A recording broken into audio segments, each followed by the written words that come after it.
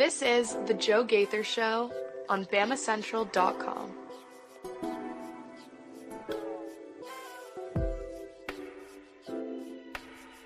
Good morning, Tuscaloosa, Internet World, West Alabama. How we doing today on this Wednesday?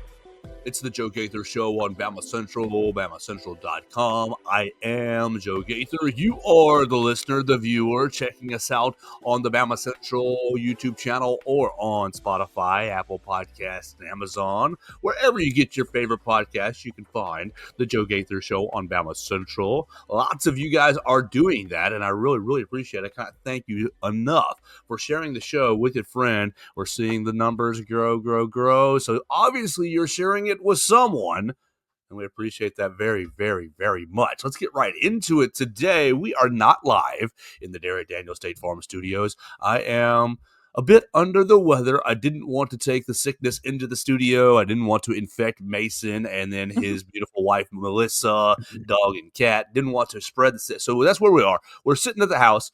We love you, Derek Daniel, for sponsoring the program and hosting us each and every day where we're healthy. You can call Derek Daniel at 205-758-3391 for all of your insurance needs, home, life, auto insurance. And you can always, you can be comfortable going over there just off of McFarland Boulevard because I'm not there and they're healthy.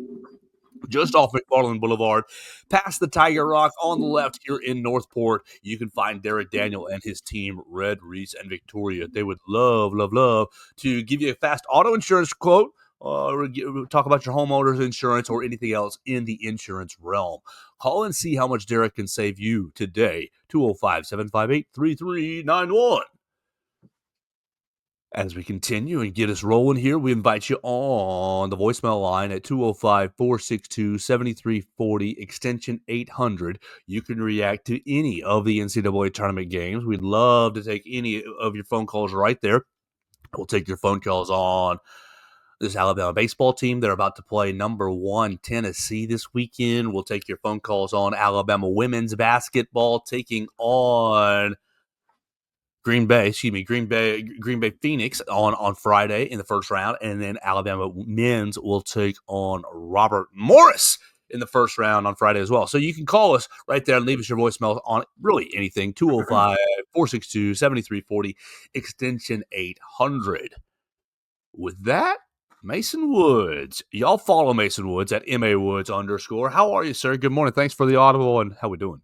No, I'm doing good. I can't complain. I'm sitting here staring out my window, looking at some nice birds, do their thing out in the yard. So, I'm not too upset about being at home for the show today. Yeah. I mean, look, we love the Derek Daniel studio. Sure, but we'll get a little switch up here and there. Nice to be in my PJs just today and rocking and rolling. I've got a couple things I want to do today. I want to talk about Robert Morris. I want to talk about our time with Kalen Deboer yesterday, and then I kind of want to see where this goes the rest of the show. We're going to Pro Day today.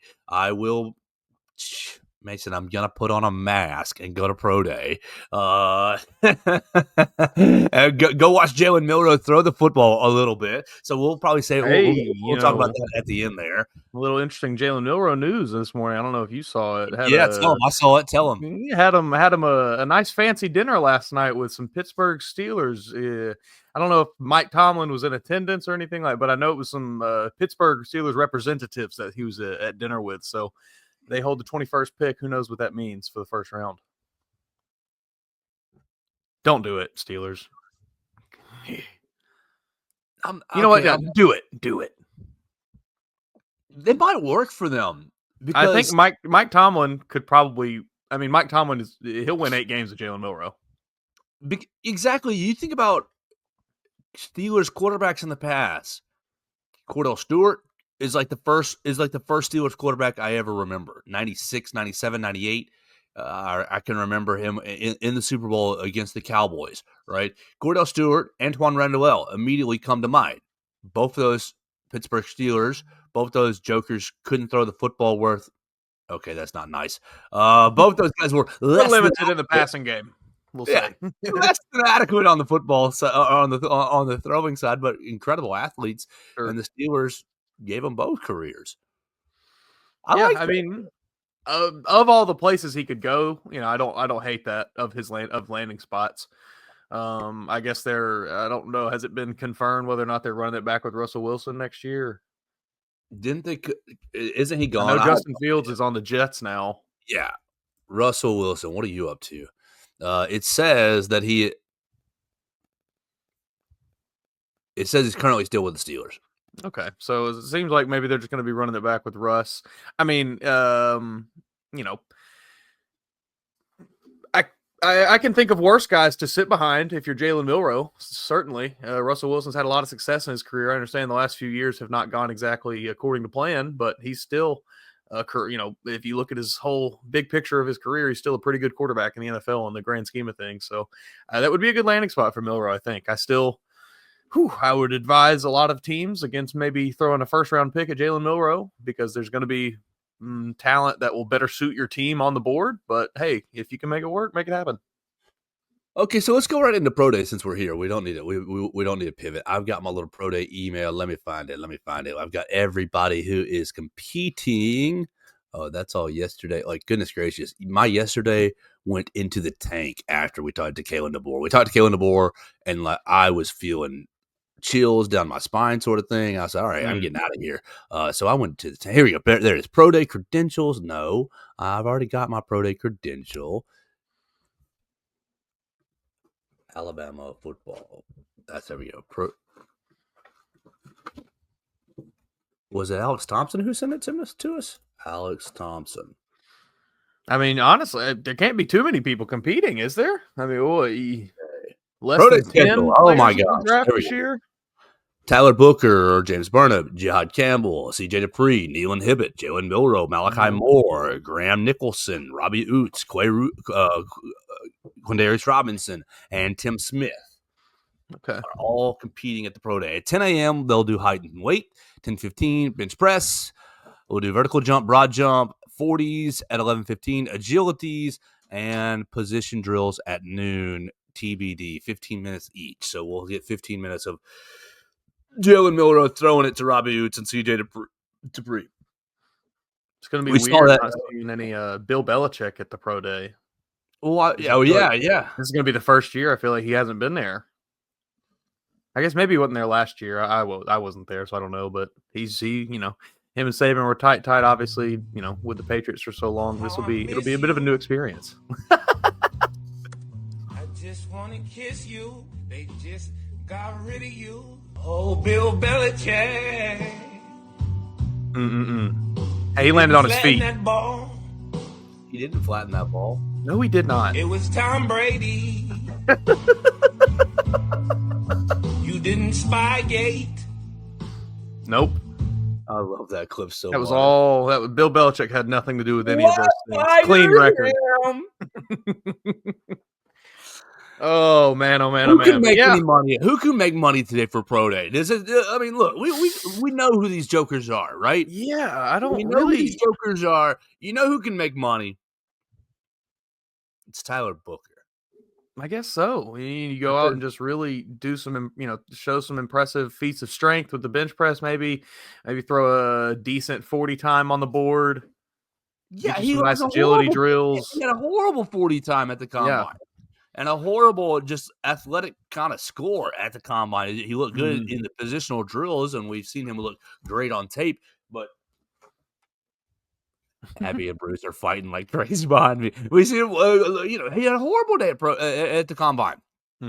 His tape still looks like a first rounder. He's going to be a first rounder, but you can go from 25 with the Houston Texans to back into the 10 conversation with the Chicago Bears, which you're out right now on that conversation. I hate that personally. I hate that, but that's just what it is. Yeah. He's out of that conversation, and 15 picks higher in the first round is a lot of money. Yeah, it's a lot of money, certainly. I think I wonder if he can make quite that jump. I mean, just because everybody kind of takes pro day with a grain of salt. Everybody always knows, hand times. Oh, it's at his home in his home field, home gym, whatever it is. So, I almost wonder if, unfortunately, maybe he has almost locked himself in or locked himself out of that top end spot rather.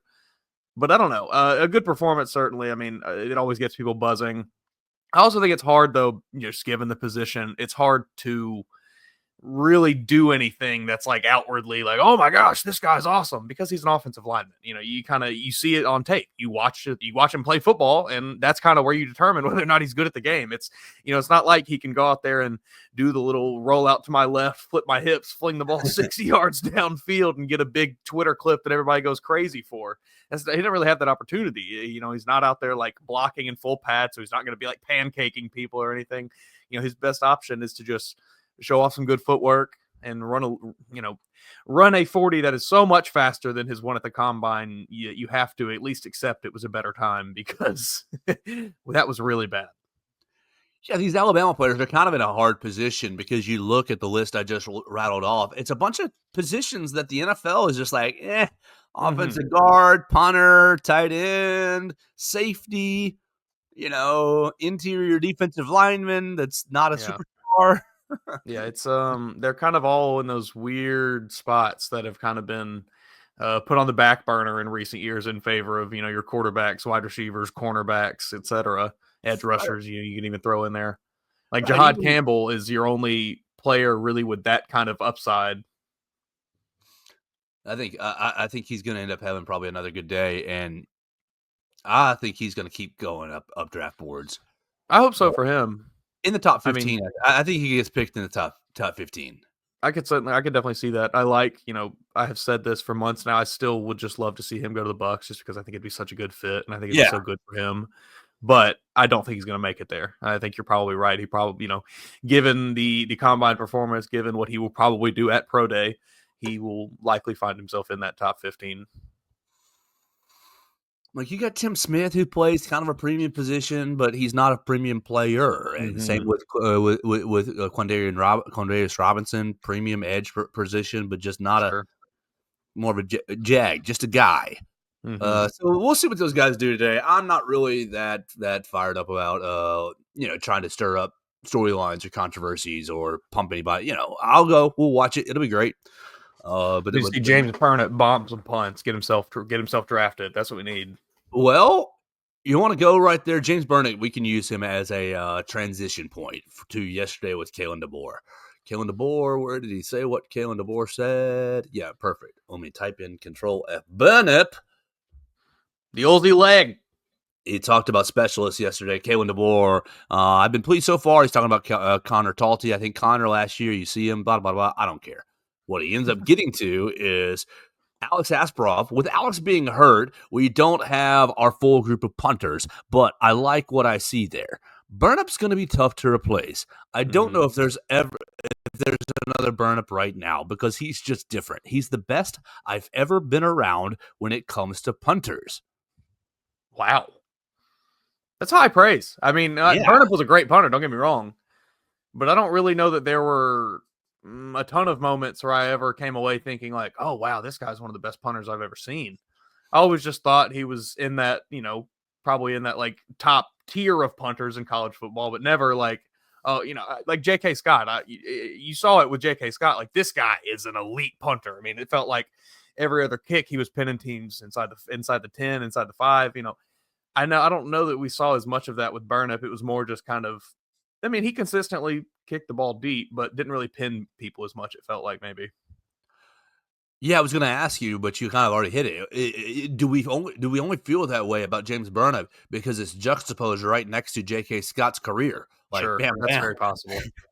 That is very possible. His first year was good. His first year was not really good. Not good at all. He was still kind of learning how to get out of the weird rugby style punt. Also, I think he showed up doing that a little bit, and then he kind of got in this weird like hybrid, and he finally figured it out this season. But yeah, no, you make a good point. Certainly being, placed side by side with J.K. Scott, who I don't think many people would argue is one of the best punters in probably all of college football history. It's a tough spot to be. It's a tough act to follow. And, while he struggled in his first year, he did a great job. I would think that, there's certainly a spot on an NFL roster for him, I would imagine. I think, what his skill set is valuable for teams, just having a good punter.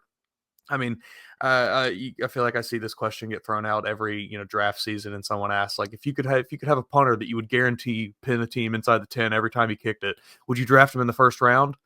And it's like, probably. That'd be pretty valuable. Like, so a good punter is extremely valuable to an NFL team, and I think if you see a team with a late round pick maybe floating around and they don't have a super good read on the best player available, maybe James Burnett gets a call. Bennett. Is he gonna be in town, or is he just gonna be down in Australia, just waiting on his call with his family? No, I think he's gonna be. I would not go to the draft if I'm not. I wouldn't do anything like that. Just be sitting around.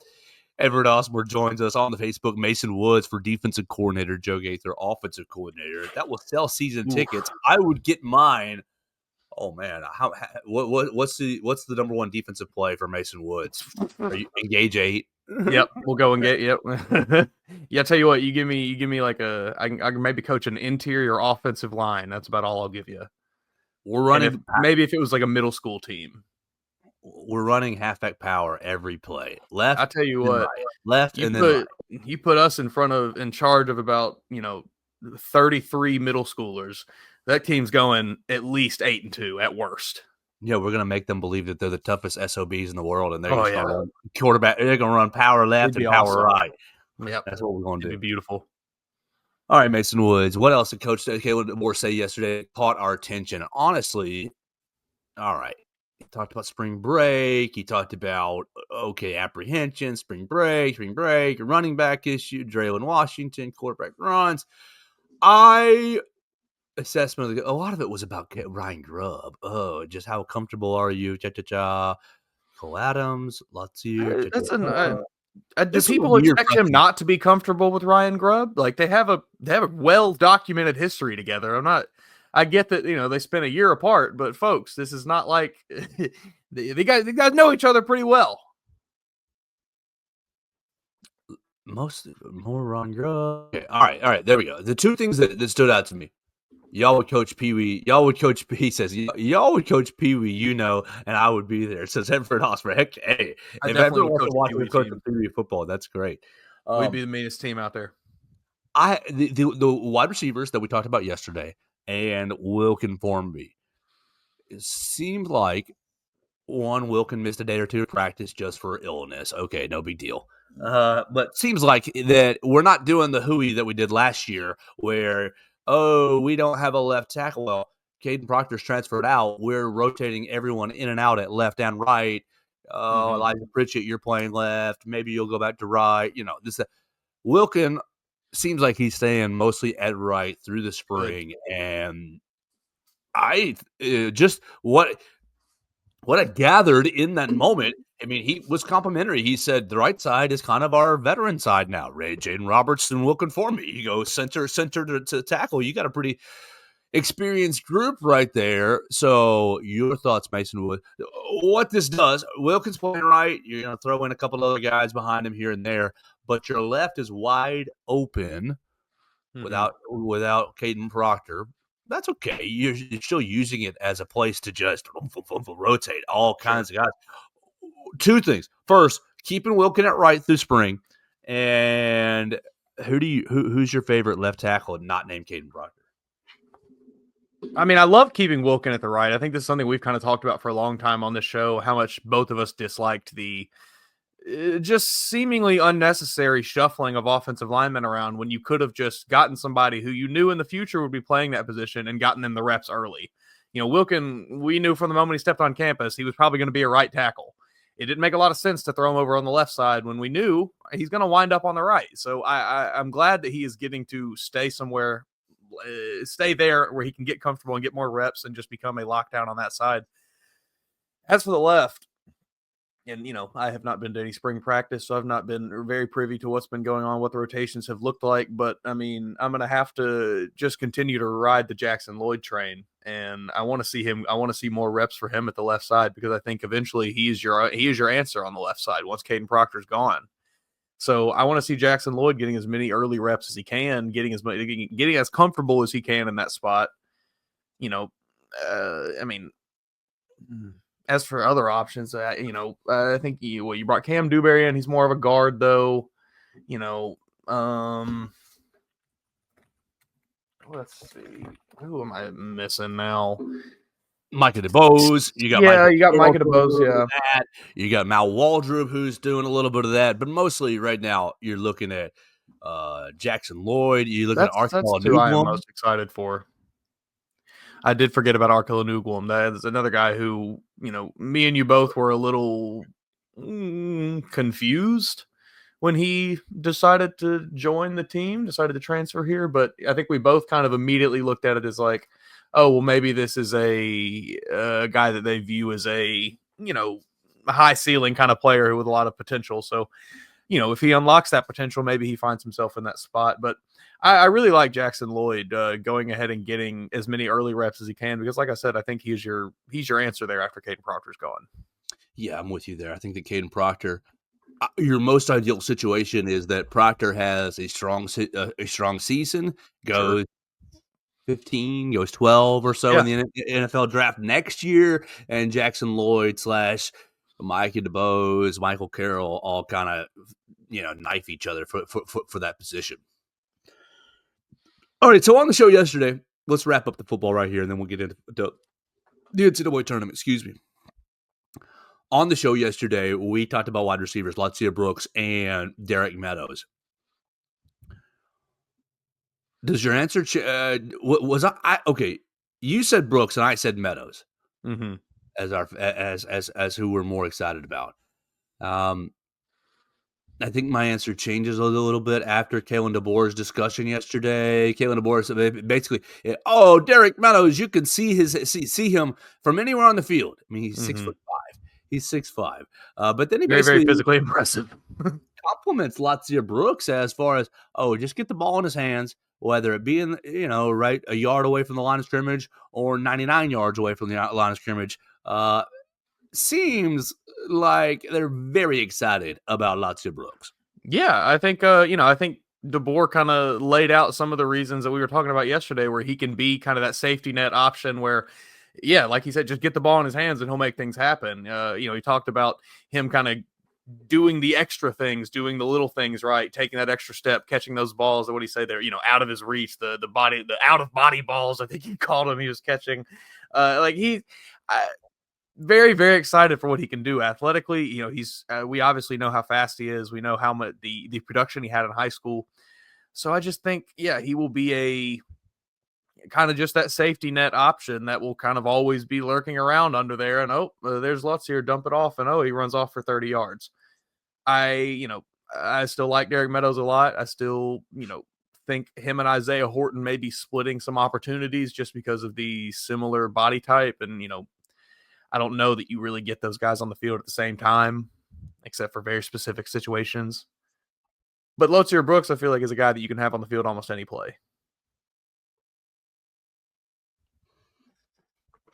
So I'm pumped for those. My takeaway from that is, yes, I think they're excited about both those wide receivers. But the second part of Coach DeBoer's comments, asking about slot receivers, Chase Goodbread was asking about the slot and asking about how Cole Adams was recovering. And without prompting, he complimented Isaiah Horton for basically his physicality and saying, Horton, we can play him at X. And what that's doing is allowing us to move Ryan Williams kind of wherever we want. I think that's exactly what you want in a complimentary receiver. Think about last year, Mason. You had formations where it's Ryan and Germ, but you were mixing in all the time that third, whether it was a second tight end in Danny Lewis or Robbie Oods, or whether it was Law or Kobe Prentitt. But whoever that third was just kind of rolling the dice. We'll see. You have to have a bona fide receiving threat as that third option that can actually take attention away from the other two guys. I think will unlock a lot of things for this offense, and then pair that with What sounds to be, by everything you've told me, everything I've also read, looking to be more consistent quarterback play, I would think the offense will take a huge step this year. Absolutely. So, all right, we'll keep going on football as we get closer. We're 4 weeks. We're still 4 weeks from A-Day. I got people in my mentions. When are we going to talk football? We're 4 weeks until A-Day. We'll get there. We'll get there. What is it, 150? There's this little thing called the NCAA tournament that's happening. Hold on, man. We can be even more specific. We are 150 what? 100 and where is it? All the way down 155 days away from opening the season. We got plenty of time to get into all these football storylines. Let's turn our attention to the NCAA tournament, because Mason Woods, I assigned you some homework, and I was going to do the homework myself, but I absolutely failed. So here we go. We're going to tell everybody about Warren Tire and Auto. They're a Tuscaloosa and University of Alabama staple since 1961. They've been in their third generation of family ownership. Warren Tire is the go-to place for all your automotive needs. They've got 2 great locations to serve you. For tires, brakes, and alignment, you can reach out to 15th Street at 205-759-5505. For all your other automotive needs, reach out to the University Boulevard location at 205-758-2739. 2 great locations to make sure that you are getting back on the road ASAP. Warren Tire and Auto Center, University Boulevard for general car maintenance, 15th Street for tires, brakes, and alignment. We appreciate Russ Warren and Warren Tire and Auto sponsoring the program. Go see them today for all of your automotive needs. All right, Mason Woods, Alabama taking on Robert Morris early on Friday. Great. You can wake up, learn our fate, and then move on through the day. Personally, I like it better that way. I don't want to sit around till 7 or 8 o'clock watching tournament games, watching upset after upset after upset, thinking about, oh, are we the next to be upset? I'm happy. Yeah. We can just get up, shoot around, warm up, and knock this bad boy out. So we're taking on Robert Morris, not the sexual predator from Texas. We're taking on Robert Morris. Where are they from? Who are we playing? What's the deal with Robert Morris, Mason, as you did a lot of homework last night? The Colonials. Yeah, the Colonials. They're not overly impressive. I'm going to go ahead and just say that right off the bat. This team, this is they are riding a 10-game win streak currently, which is impressive until you dig into this schedule, which consists of a single quad 1 game that they lost and a large swath of quad 3 and 4 games. Quad 3, they went 9-4. They dominated the quad 4, 14-3. So this is not a team that has played an impressive schedule. They have not really played anybody this year. And, even the bad teams that they did play, there's not a lot of overly impressive results from these matchups. Their leading scorer, Cam Woods, 15.1 points per game. Solid player, doesn't shoot the ball overly well, pretty average from the 3, pretty average from the field. I would say their probably most dangerous player is, and I'm going to struggle with this one, Alvaro Folgueras, maybe? Folgueras. I love it. 6'9" wing, 42% from 3. I think he's averaging right at like 12 points a game. Also, their leading rebounder at 9.1 rebounds a game, which, being 6'9", he is their tallest player on their team. So he is probably going to be their main option in a lot of offensive sets. So I don't think this really, not a lot of things bode well for this team. He rebounds well, but matched up against Grant Nelson and Cliff Amore, which Grant probably won't be playing, but matched up against Cliff Amore, Jaron Stevenson, Aiden Terrell, any of those guys, they all, are at least 2 inches taller. So it's going to be tough sledding for Mr. Folgueras.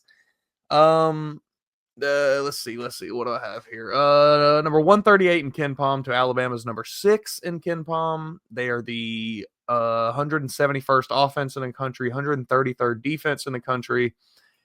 It's just, I tried to find any reason why this team could put up a threat, and obviously this player Alvaro Figueroa is very, very impressive. He's good. He's had a great season. 42% from three is impressive. But if he's the only threat they have, and he seems to really be the only massive threat they've got, I think Alabama should cruise to a victory in this game.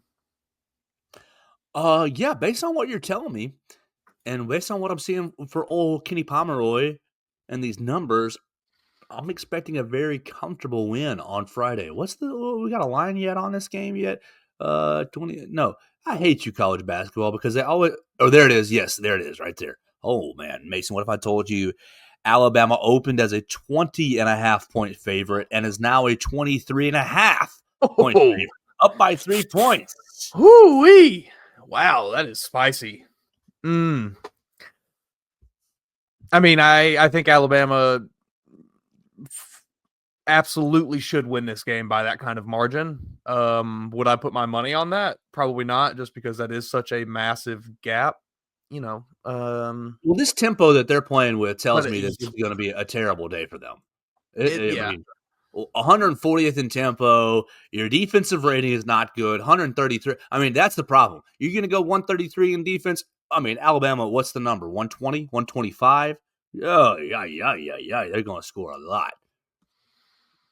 Yeah, it's going to be I really think it's going to be a tough day for the Robert Morris Colonials here. I mean, I mentioned their strength schedule earlier. It's the number 303 in strength of schedule, according to Ken Palm. That's horrible. They played an awful schedule. I mean, this team, they're basically only in the tournament because they won. They're only in the tournament because they won the Horizon, which was. I watched the highlights from that game. Had a good game. 3-point shots were falling for a lot of people on the team. They do have, I think, 4 players that average over 35% from 3-point land. So, they can shoot the ball pretty well, but they just play so much slower than Alabama. They don't defend overly well. They don't really defend super well. I just don't see really any way they can come out of this game with a victory unless Alabama just, completely lays an egg. I think Alabama would have to beat themselves in this game before Robert Morris actually beat them. Yeah. So let's talk about how that happens. Grant's not playing. You're out on Friday. Grant's not playing, and okay, you don't need him against this. No, this don't team. need him against this team. Grant's not playing. Is there any way? What's the way? Let's write the recipe. The recipe is you turn the ball over 20 times. Sure. You turn the ball over 18 or more times. Yeah, 18 or more times. You shoot under 22% from the 3-point line. And you take less than 12 free throws. I don't see those 3 things happening. No, I don't see those happening. I would think that given the size difference you're going to have down in the paint, you're probably going to be getting the ball to Cliff down there a lot. He's probably going to be getting fouled a lot, and he's proven to be a pretty reliable free throw shooter down the stretch here. So he's probably going to be getting to the line a pretty good bit. I think, based off of what I have, admittedly, little bit I have watched of Robert Morris, they don't defend around the perimeter super well. So I think Mark Sears is going to be able to get to the basket kind of at will. And again, Mark Sears driving to the basket is just a recipe to get to the free throw line. So yeah, I think Alabama will have no problem just kind of really enacting Nate Oates' game plan here, getting to the line, getting in the paint, and then, when the opportunities present themselves, shoot your threes. All right, so let's talk about the second round, the next round. What you got? Winner of Vandy St. Mary's. Mm-hmm. I got Vandy on my bracket. And by the way, if you're trying to play bracket this year, we've got bracket challenges for the Joe Gaither Show on Bama Central. I am fronting one quarter for every entrant. Every entrant that plays with us, I'm fronting a quarter. So our pot is up to about $12 now. You guys can win about $12, $13. If you go onto my own social media machines, you can comment that you're subscribed to the show, and I will add another quarter to the pot. That's how we'll do it. Let's see. My brackets, groups. Oh, this is all zoomed out from the other day. We actually have. Oh, what the heck? It's like close to 90 people. 90 people? It's about 30 per page. We got 3 pages. Oh my gosh, I am going to be broke. I don't believe it. I don't believe that they can break me. Whew. 100 people is $25 for the pot.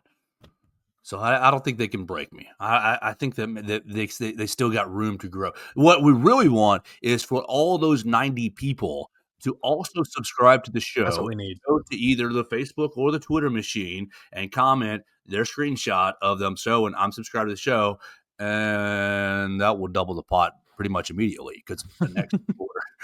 You can triple the pot if you do it on both the Twitter and the Facebook right there. St. Mary's and Vanderbilt. I have no concern over playing Vanderbilt again. Zero. Even without Grant Nelson. St. Mary's, I don't know jack about other than they won the West Coast Conference. They lost to Gonzaga in the West Coast Conference championship game. 28-5, 57th best offense in the country. Now, they do play really good defense. 8th best defensive efficiency in the nation. But goodness gracious, 359 in pace. 359 out of 364. So like the slowest. Well, not the slowest. No, I don't think neither of those teams intimidate me as a second round matchup for Alabama. I did pick St. Mary's to beat Vanderbilt in my bracket just because of the size difference. Vanderbilt has no big men, and St. Mary's has at least one. So I went solely off of that. But I don't think either of these teams, like I said, pose any real threat for Alabama. I think through the first 2 rounds, you really probably won't even need Grant Nelson against either of these teams. So if you're Alabama, you're in a decent spot to kind of just let him rest and hopefully get healthy for what will be a tough third-round matchup potentially. Yes. Now, you get time off before it, and you'll have a couple days to scout. But a very popular upset pick, Mason Woods, is VCU over Alabama in that Sweet 16 round. I'm more worried about BYU or Wisconsin. I don't even have VCU's not even on my radar. I mean, they're a good team, but all right, get down. Dog. Wisconsin, just got to the Big Ten final. They put together a good year. BYU's also had a good season. I don't know. I think both of those teams, I haven't looked into VCU a whole lot, but I did look into Wisconsin and to BYU just a bit, and both of them concerned me from an Alabama standpoint. BYU. All right, so BYU and Wisconsin are actually playing. I mean, Wisconsin, you're still playing really slow. BYU's in the top 100 in pace, no. All my numbers are blurring together. BYU 11th in offense, 68th in defense, 180 in pace. Wisconsin 13 in offense, 27 in defense, 152 in pace. So just 2 slow but decent teams. And then VCU, I just had them. VCU 45 in offense, 25 in defense, 244 in pace. I mean, we've seen teams slow Alabama down before, these methodical teams like that. We've seen it happen. But I think if you're Alabama, I would think you'd prefer a game like that as opposed to, playing a Kentucky again where it's just going to be, all right, we're sprinting for 40 minutes. Yeah, I'm not real. Look, I'm not on the Cleveland trip this weekend. We're sending Katie, Hunter, and Will, which is great. But I think I'm already making my plans to be in Newark. Be in Newark to take on your, probably Wisconsin, but maybe BYU or VCU. And then you got the Duke Blue Devils. Mm-hmm. And a hobbled Cooper Flag, potentially. We'll see. We'll see how healthy he is. They're going to do the same strategy that we're doing with Grant Nelson, holding his butt. Kind of what it seems like. It's kind of what it seems like. I think, the last update I saw about him was that, it was kind of that same thing. It was like, well, maybe, but we're probably going to let him sit for the first round. We'll see, kind of that sentiment. And I mean, of course you should do that. Duke should win their first 2-round games or second round game without any problem. Go to the Duke page on ESPN and look across the top where it says team leaders. It's Cooper Flag, Cooper Flag, Cooper Flag, Cooper Flag, Cooper Flag. He's leading in points, rebounds, assists, steals, and blocks for the Duke Blue Devils. And you wanted to tell me that Janai Broome was a better college basketball player than Cooper Flag. He is. He is. Cooper Flag's a better NBA prospect, though. I would think that that would also stand to indicate that he is a better basketball player. I think Janai is just a little bit better, but Cooper is obviously, 4 years younger, 5 years younger? 8 years younger, a decade younger. Right. So, okay, you got a Speaking good of olds, random, but Chad Baker-Mazara coming back for another year or something. I saw maybe that's crazy. Go get a job. He needs to call up Derek Daniel. Maybe he can get him a job selling some insurance. Derek would hire him. Actually, he probably Yeah. wouldn't because he's not very Ooh, nice. I don't know. Derek only likes to hire nice people. Yeah, I don't know that I would trust Chad Baker-Mazara with anything insurance related anyway. Mason, I took Duke to beat Alabama in our bracket. Yes. Did you have the nuts to take Alabama to upset them? Ooh, let me double check because I think I did in one, but didn't in the other. The cojones. No, I actually have BYU beating Alabama. Ooh, the Mormons. That would make me really sad. That would be. I do have Arizona with the upset over Duke though. Okay. Little Caleb Love, little love from Caleb Love for his former rival. I'd love to see Darian Reed not play until that Duke matchup, and they say, "You know what, Darian? That white boy, go follow him around. He's yours. Go the whole 40 minutes. We're gonna rest go place yourself in the top 12 of the NBA draft, buddy. Because I'm thinking about this Alabama roster. Jaren's big enough. I don't know that he's athletic enough. Right, he's not explosive like. He's not fast enough. He is athletic. That's maybe the wrong word, but yeah, he doesn't. Explosive is a good. He doesn't have that kind of quick twitch burst about him that a Darian Reed or Cooper Flagg has. And I guess Grant would be another good option, but now Grant's hobbled to guard Cooper Flagg. Still kind of in the same boat as Jaren, where he's a little more lumbering movement. Little light. So, look, that would be the ideal. Darian Reed, please get healthy so you can save us against Cooper Flagg. That would be the absolute ideal. Yeah. Mason Woods, I got to wrap up here in just a minute because Pro Day starts at 9:30, so I got to start moving there. Is there anything on our table here that you've got? I know I've got a couple people expecting the math teacher song tomorrow, but with my voice and being sick, I don't know that I'm going to be singing today in my closet to try to make that thing happen. We'll see. I'll get home from Pro Day and see if I still have energy left for that. But if we do have energy, I would love to play that tomorrow to close the show. That would be great. Anything else you got for us today? Any storylines, any stories that you saw, any hot takes you want to give as we close down here Mason Woods on a Wednesday? You can look for it today. It'll go up on Bama Central. I did get to talk with two Alabama targets, one from the 2026 class, Braden Rouse. He is a edge rusher from a linebacker from Kel, Texas. And then I also got to talk to 2028 cornerback Braylon Bedford. So be on the lookout for those stories today. You can see what those guys are talking about, both of them with recent visits to Alabama. So looking forward to hearing what they had to say. Okay, the University of Alabama gets 2 visits from 2 top prospects, and Mason Woods talked to both of them.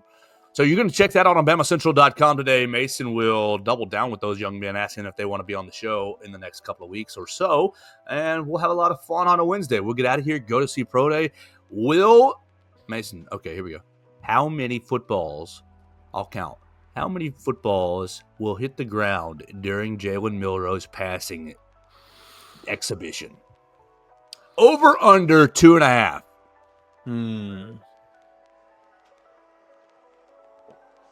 Give me the under. They're going to set him up with easy throws. They'll give him one deep ball that he's done a dozen times already in practice, and he'll hit it, the one that he has to. And oh wow, nice throw. Everything else will be quick hitters. Well, there we go. We'll find out today in the Hank Crisp Indoor Facility. This has been the Joe Gaither Show on Bama Central, BamaCentral.com. We really, really appreciate Warren Tire and Auto for sponsoring the program. We really, really appreciate Derek Daniel and his team for sponsoring the program as well. You can sponsor the program. Just get my DMs if you want to talk about it. You can call us at 205-462-7340, extension 800. Leave us a voicemail. Where do you want to see Jalen Milroe drafted? We'll talk to you again tomorrow on the Joe Gaither Show on Bama Central and BamaCentral.com.